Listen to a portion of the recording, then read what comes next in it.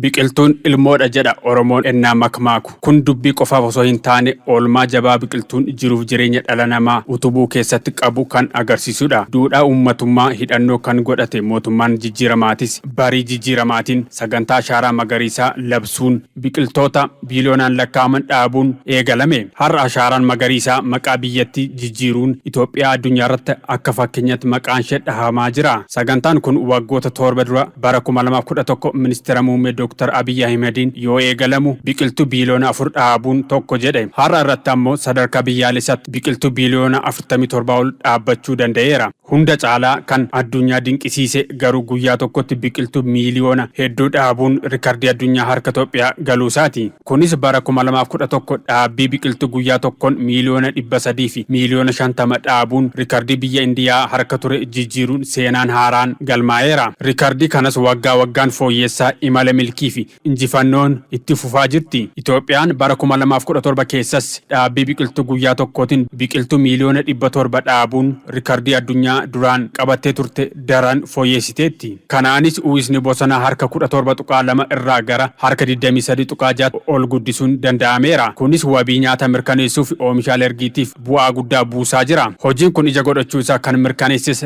dhaabbanni qonnaa fi nyaata addunyaa FAO Itoophiyaaf badhaasaaf beekamtii olaanaa ministeera muummee Dr. Abiy Ahmediif kenneera. Sagantaan ashaaraa magariisaa misooma bosonaa itti fufinsa qabu kunuunsuu fi fayyadamuu jedhuun dhaabbatichi beekamtii kenne. Kunis Itoophiyaan dhiibbaa jijjiirama qilleensaa qolachuuf hojiin qaama ashaaraa magariisaan hojjette hojii fakkeenyummaa qabu jechuun beekamtii kenneefii jira. Yeroo amma addunyaan jijjiirama qilleensaan waxalamaa jirtu kanatti hojiin Itoophiyaa furmaata qabatamaa ta'uun ragaan bahamaafii jira. Hojii Itoophiyaan sagantaa ashaaraa magariisaan waggaa waggaan hojjechaa jirtu kun biyyattii irra darbee addunyaa irratti fudhatamummaa argachuun yaa'ii jijjiirama qilleensaa bara 2027 Itoophiyaan akka qopheessitu filamteetti. Kunis dhagahamummaa biyya keenyaa dabaluun carraa dippiloomaasii addaa qabatee dhufaa jira. Biqiltuun sagantaa ashaaraa magariisaan har'a dhaabnu dhaloota booriitiif wabii ta'uu hubachuun isin biqiltuu dhaabdan kunuunsaa jirtu yaada keessan nuu barreessaa. Ministeera qonnaa irraa odeeffanne.